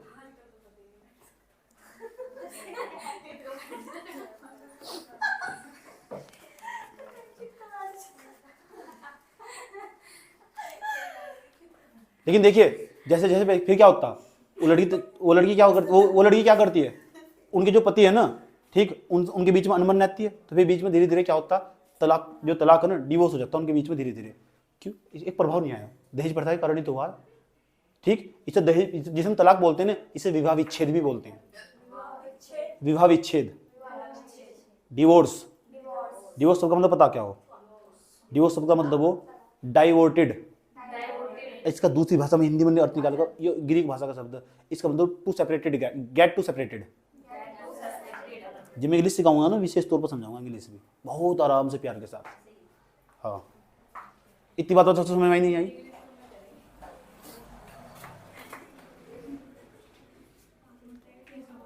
भ्रूण हत्या हुई, तलाक भी हुआ।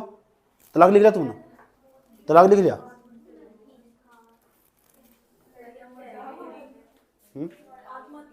बिल्कुल, लड़की आत्महत्या कर लेती है, ऐसा बड़े पैमाने पर हुआ। जो नव विवाहित है ना, अभी नया नया जोड़ा शादी करी थी, पूर्ण रूप से दहेज नहीं ले पाई। अक्षय कुमार की जो रक्षाबंधन पिक्चर है ना, रक्षाबंधन, उसमें ही बताया गया। चाहे तो आप जो अगले वाला पॉइंट लिखा हुआ ना, तुम ब्रैकेट में लिख भी सकते। इस तरह जो कॉपी चेक करने वाला, उसके भी मस्तिष्क पर गहरा प्रभाव पड़ता। समझ में आया बात? ये देखो यार, तीसरे नंबर का पॉइंट, जो नवविवाहित होगा ना, नहीं विवाहित होगा, तो जो आत्महत्या, जिसे आत्मदाह बोलते हैं, ठीक, इसके केस लगातार बढ़ते रहते हैं। ये भी सब दहेज प्रथाओं के कारण हो। ऐसे तुमने भी देखा होगा। समझ में आया बात है? या अखबार में कोई घटना बड़ी होगी, दहेज के कारण इसे जला दिया गया, मार दिया गया। समझ में आया बात है? लिखो, नवविवाहित या लड़की द्वारा आत्महत्या, नवविवाहिता या लड़की द्वारा आत्महत्या, नवविवाहिता या लड़की द्वारा आत्महत्या। नव विवाहिता जिसका ताजा ताजा विवाह हुआ था, यह विवाह से पहले ही इस बात के लिए आत्महत्या कर लेती है कि उसके पिता को दहेज देना पड़ेगा। नव विवाहिता या लड़की द्वारा आत्महत्या।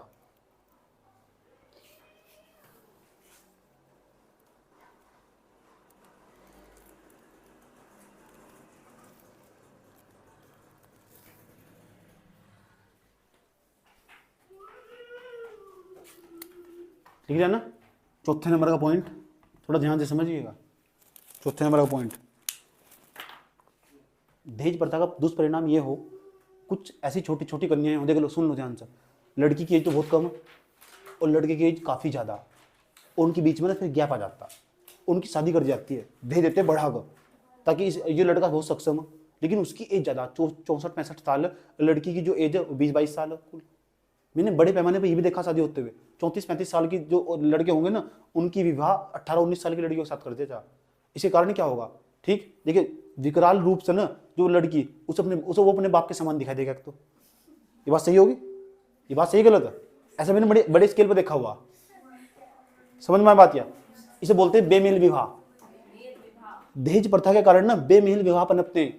इसके बाद क्या होगा, जैसे जो लड़की होगी, इसलिए मैं कहता हूँ तुम हिंदी साहित्य में नाटक का नाम बता रहा हूँ, नया विवाह पढ़ना घर जाकर, जरूर नया विवाह पढ़ लेना, लिख लो साइड में जाकर, यहाँ तो तुम इस बात को अच्छी तरह समझ सको। नया विवाह, नया विवाह कहानियां प्रेमचंद की बड़ी मस्त, प्रेमचंद की कहानियां नया विवाह पढ़ना जरूर से जाकर। क्या होगा सुनो, इसके अंदर क्या होगा सुन लो।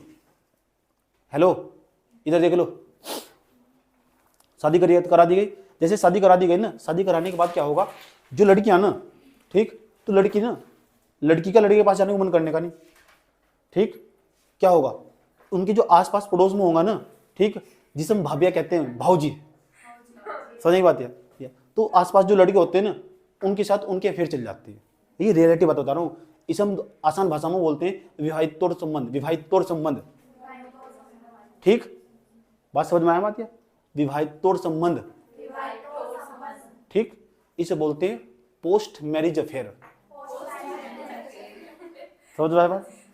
ये पनपने का खतरा बना देता है, ये भी सामाजिक बुराई है, आमतौर पर ऐसा करना नहीं चाहिए। देखिए, लेकिन जो महिलाएं हैं कितना प्रताड़ित होगी, ये गलत नहीं है, मेरे हिसाब से गलत नहीं है देखो, लेकिन समाज के हिसाब से गलत है। मेरा मानना है अगर किसी महिला की इच्छा है ना तो कर लेना चाहिए, कोई दिक्कत नहीं है। समझ में आया बात? है रियलिटी बता रहा हूँ, कोई दिक्कत हो रही है जब अपने उसका भी तो शोषण नहीं हो रहा ना यार, एक प्रकार था उसका पति भी तो दूसरी जगह जा रहा, गलत हो रही है। तो ये महिलाओं को ना इस तरह जो मेरे हिसाब से कर लेना चाहिए, इतना शोषण सही नहीं है। समझ में आया बात? है यार पुरुष क्यों नहीं कर रहा, पुरुष क्यों नहीं ऐसा? अभी तुम देख लो तुम्हारे आसपास बहुत सारी महिलाएं ऐसी होगी, तुम नाम नहीं बता सकते, और 2-4 महिलाएं तुम्हारे आसपास संपर्क में पक्का ऐसी होगी, लेकिन तुम्हारी नजरों में ना, तुम्हारे समाज में, और देखिए तो उनका ना सब लोग उपहास उड़ाते हैं, मेरे हिसाब से नहीं उड़ाना चाहिए।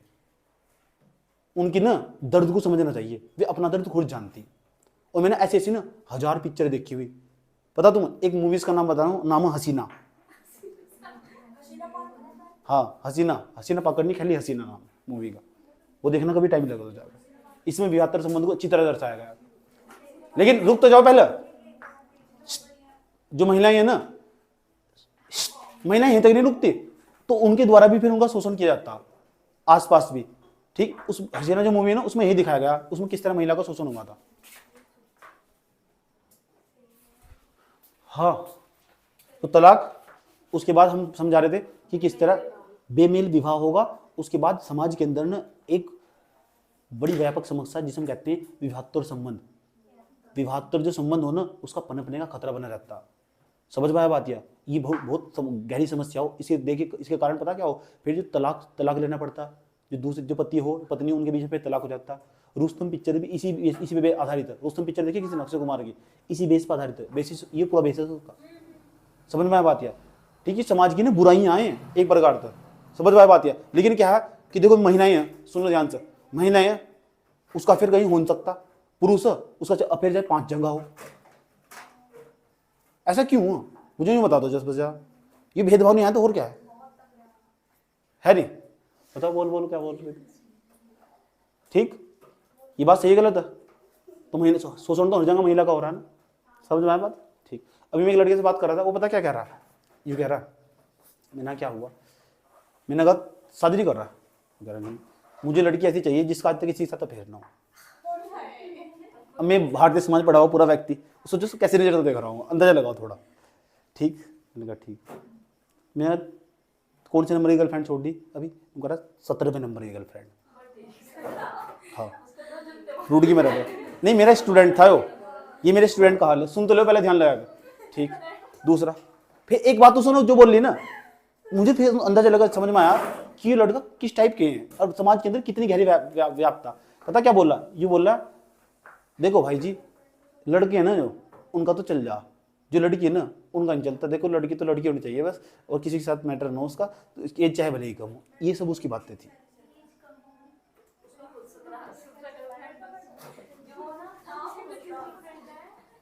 आया समझ में? तो ये मुझे ये बता दो जरा, ठीक, इसे तुम समाजशास्त्री के हिसाब से सोचो, तुम समाजशास्त्री के हिसाब से सोचो, क्या ये महिलाओं का शोषण है कि नहीं है? आया समझ में? ठीक, लेकिन ये तुम्हें पता, कहीं और मत कहना बिल्कुल भी जाएगा। समझ में आया बात? क्लास की गुप्त बातें हैं, इतनी बात बताओ समझ में आई नहीं आई? ठीक, अब लड़कों क्या खास बात हो, सुन लो। लड़कों क्या खास बात हो, उनके 4-5 अफेयर पहले तो ही हो, और लड़कियों की मानसिकता पहले ही ऐसी धारण कर दी गई, बता दिया गया नहीं तुम बस एक तय करोगी, पूरी जिंदगी एक की दासी बनकर रहोगी। ये रियलिटी बता रहा हूँ तुम्हारे में, ये बात सही है गलत है? ठीक, अब बात देखो, अब बात धीरे धीरे मौसम बदल रहा, समझने की बात है। हाँ हाँ, मेरी एक छात्रा स्टूडेंट काफी साल पहले रही थी, मैंने कहा क्या चल, देखो अपने घर वालों को बताने की उधर तो मुझे बताई थे, तो करी 4 के साथ अफेयर चल रहा है। चौथे के साथ बड़े कब हुआ, छात्रा मेरी बता रिलेटिव बता रहा हूँ, बाहर की, यहाँ की नहीं। समझ में आया बात? ये उसके बाद मैंने कहा फिर क्या हुआ? कह रही 5वीं के लिए ना अभी रिज्यूमे डालना फेसबुक पर। रिज्यूमे जानते हो किसे बोलते हैं? डॉक्यूमेंट डालना, अपने जो प्रोफाइल है उसे चेंज करना, बदलना, उस पर सिंगल लिख देना, इसे बोलते हैं रिज्यूमे। समझ में आया बात? सुन लो ध्यान से।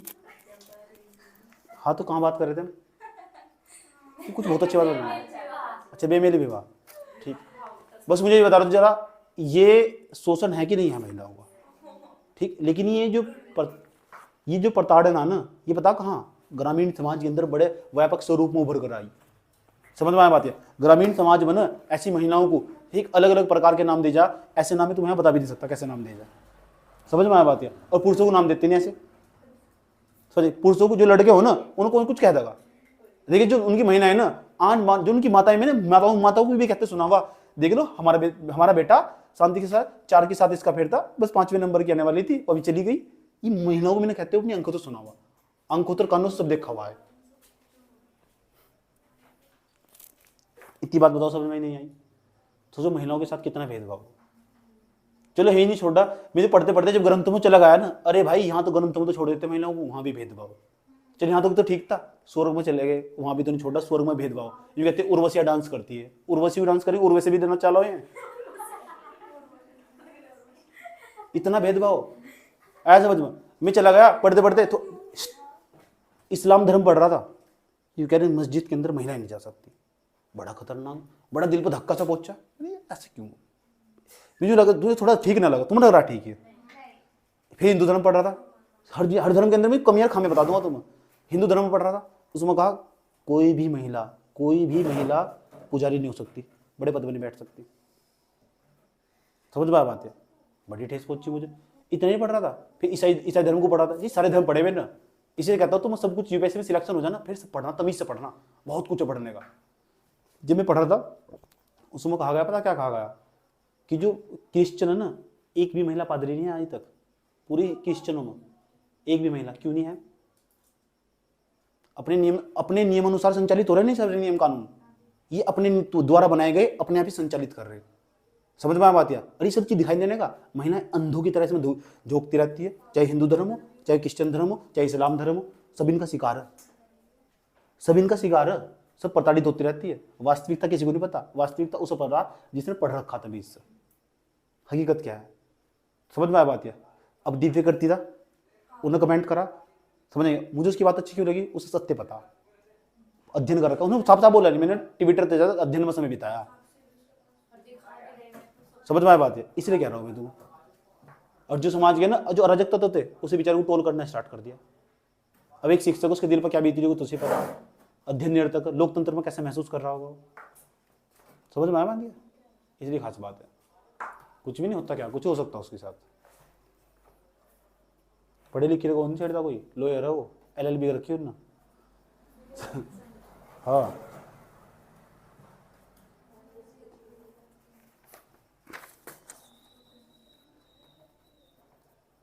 चलो इंपॉर्टेंट बात सुनो, चलो भैया इतनी बात बताओ, समझ में आई नहीं आई कोई दिक्कत। चलो लिख लो, बेमेल विवाह। बेमेल विवाह समझ में आया बात या? अच्छा मेरी बात सुनकर ना ज़्यादा सही मत हो जाना, सीधा UPSC के सिलेबस पर ध्यान लगाना कि विवाहत्तर संबंध पर ध्यान दो, नहीं विवाहत्तर पूर्व ध्यान दो तुम। बेमेल विवाह ऐसे लिखा जाएगा, बेमेल विवाह।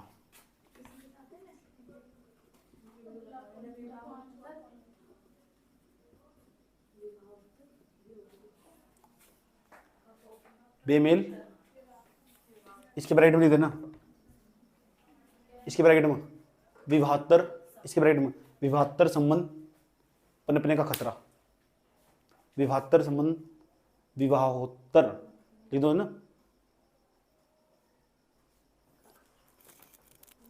इंग्लिश में बहुत अच्छा नाम है इसका, विवाहत्तर संबंध, post marriage affair, post marriage relation, इसे बोलते हैं पोस्ट मैरिज रिलेशन, इंग्लिश में नाम है इसका। ठीक, हाँ विवाहोत्तर संबंध पनपने का खतरा ब्रैकेट में लिख दिया ना।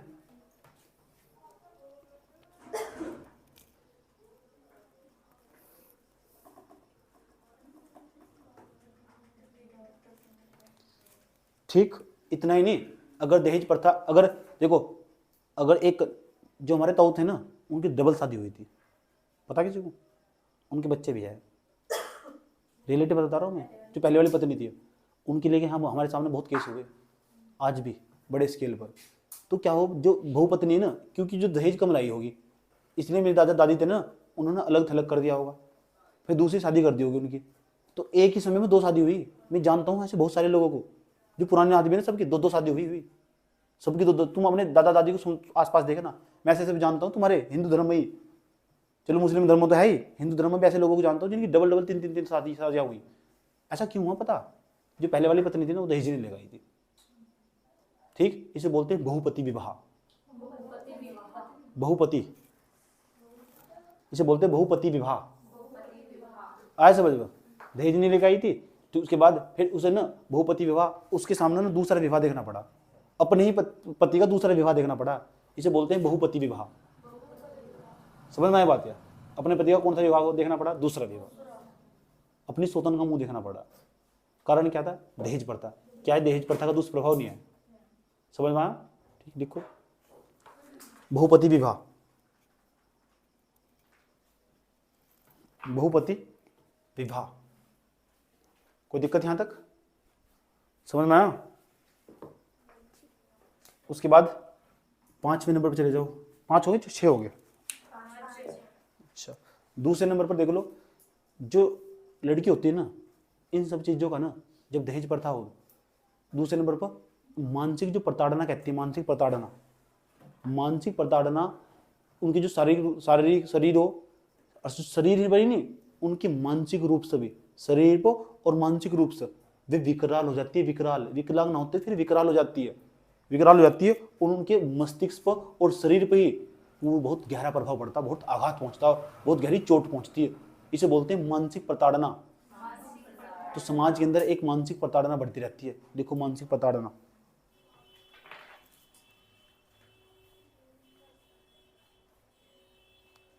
क्या लिखा, मानसिक प्रताड़ना, कोई दिक्कत यहां तक? ठीक, जो मानसिक प्रताड़ना ना, देखिए जो कोई कुछ महिलाएं हो ना, घरों के अंदर तुम बहुत गुस्से वाली दिखाई देगी। तुम्हारी माता है कैसी, जिसकी माता बहुत गुस्से वाली हो। ठीक, तुम्हें लग रहा है कि तुम्हारे पिता की अपेक्षा तुम्हारी माता बहुत गुस्से वाली, हाथ खड़ा करो, ऐसे लग रहा है पिता की अपेक्षा माता गुस्से वाली, ऐसा हुआ, ऐसा इसलिए हुआ, उसकी उनकी पक्की बात 100% उनका जरूर शोषण हुआ होगा पहले, या तो उनके परिवार वालों ने करा होगा, पक्की बात आए समझ में। वे सब उनके ना आज भी दिखाई देगा उनके अंदर ये, समझ में आया बात क्या? ठीक, मजाक नहीं कर रहा मैं, इसे चुपचाप कह रहा पीछे था आधे घंटा कैट का अपनी माता को मेरा वीडियो दिखाना, समझ में आया बात क्या? ऐसा होने होता, क्यों? क्योंकि जो परिवार वाले, जब खासकर बुआ हुई, एक तो उनके साथ अनबन रहती है, दूसरी उसके जो माता पिता हो, जो पुरुष होगा ना, उसके जो माता पिता होंगे, वर पक्ष के जो माता पिता होंगे, महिलाओं को घोर घोर तरीके से अपमानित करते रहते हैं और उसके तहत ना उनके अंदर गुस्से की प्रवृत्ति लगातार बढ़ती रहती है। देखिए लगातार ना अपने बच्चों पर भी गुस्सा दिखाती रहती है हमेशा। ये बात सही गलत है?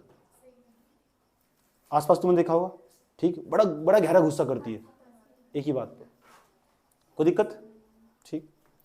और उसके देख उन जो उत्पन्न होने वाली संतान होगी ना, महिलाओं पर नहीं, उनसे उत्पन्न होने वाली संतान होगी, उसकी मानव मस्तिष्क पर और उसके शरीर पर भी गहरा आघात पहुंचता।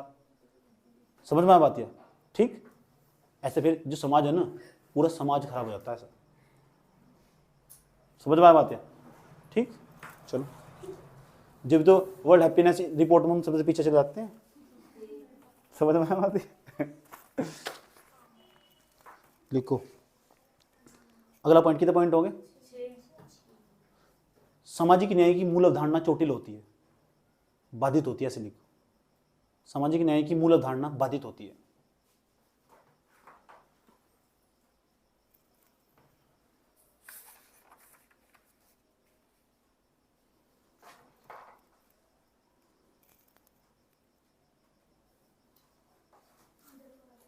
ठीक, अभी हम एक काम कर रहे हैं, अपनी क्लास को यहीं रोक रहे, हम आपको पढ़ाएंगे,